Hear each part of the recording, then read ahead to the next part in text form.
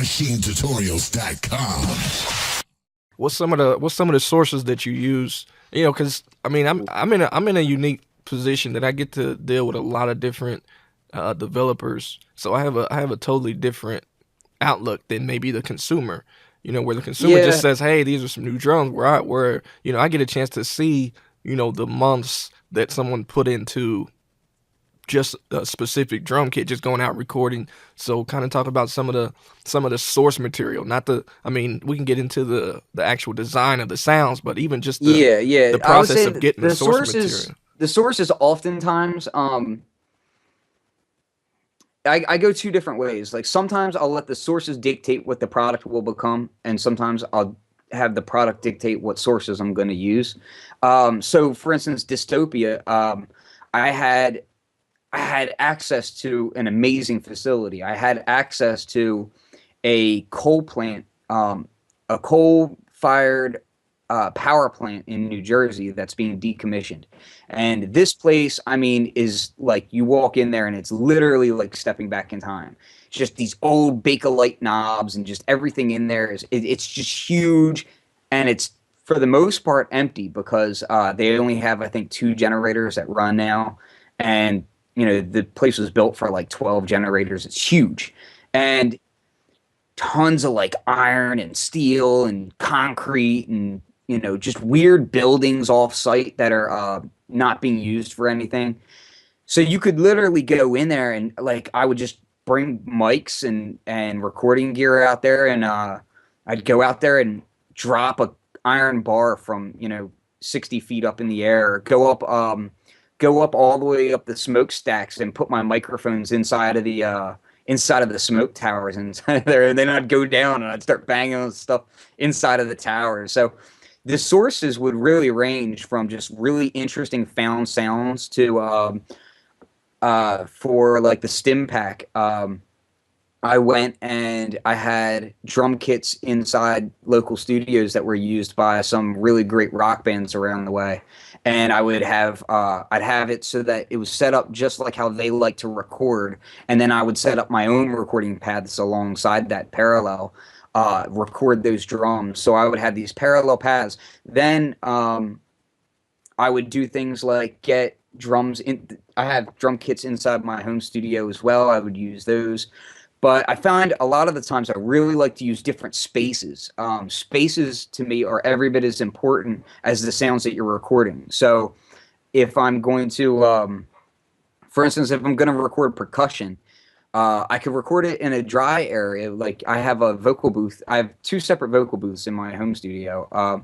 So I could record inside the small one or the more open one. Then I have a live space set up in the back of my studio. I could do it in there. Or I could go out to, I have a space that I go to that I kind of keep quiet because I'm not really supposed to be there, but I go there anyway. And it's literally the size of a football stadium, and it's just empty. And there's no noise up there. It's just completely empty space, which is amazing. And I'll go up there and I'll just make noises, and I'll set mics at different distances. If somebody was getting started in sound design, what's one piece of equipment you would tell them to grab?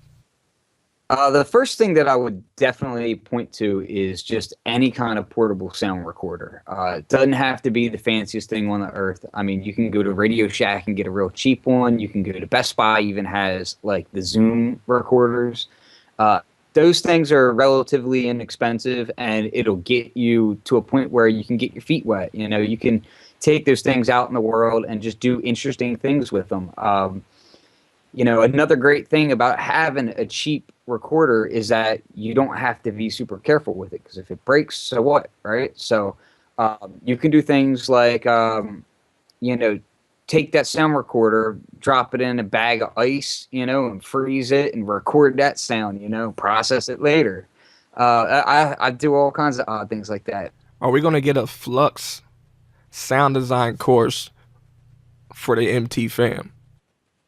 Yeah.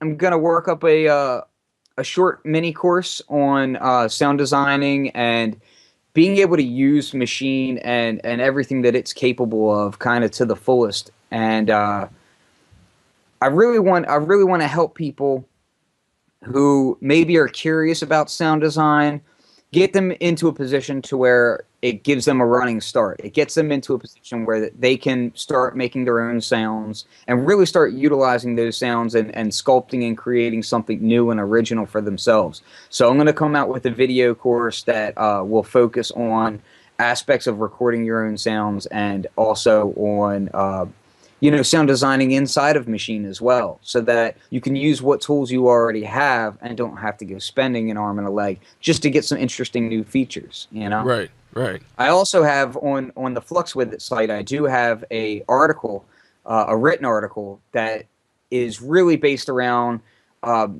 showing people from start to finish how to create new sounds on a very, very limited budget. I kept people in mind who maybe wanted to dabble but haven't, made the Right. jump to getting a recorder or haven't made the jump into buying all kinds of microphones and preamps and all of Yeah. this and that.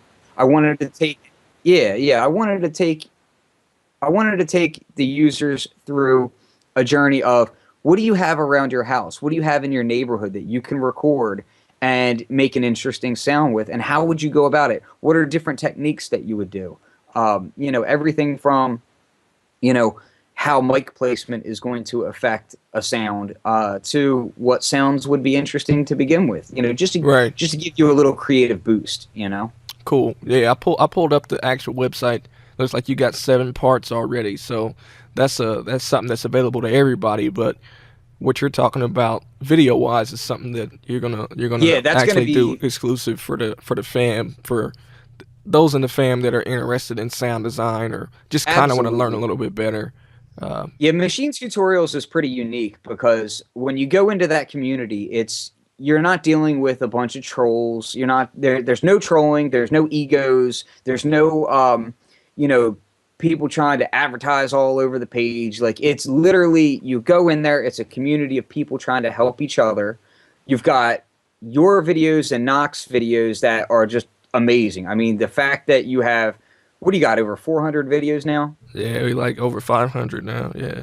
Jeez. I mean, that's ridiculous. I mean, Right. no matter how you look at it, that's an outrageous amount of content. So, um, when you're looking at these videos,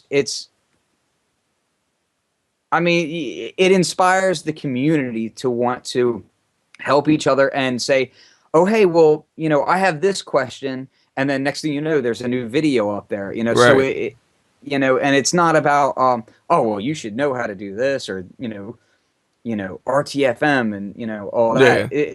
That's what Machine Tutorials is about, is fostering creativity. So when I do a video series like that where I'm giving away maybe some secrets that I personally took over 10 years to learn, these techniques and what works and what doesn't work, and these workflow ideas too, to make it quicker to do these kinds of things, Right. instead of just giving that out for free where it's likely to be trolled on YouTube or whatever. I'd rather just give it to Machine Tutorials and let the community have it and grow from there.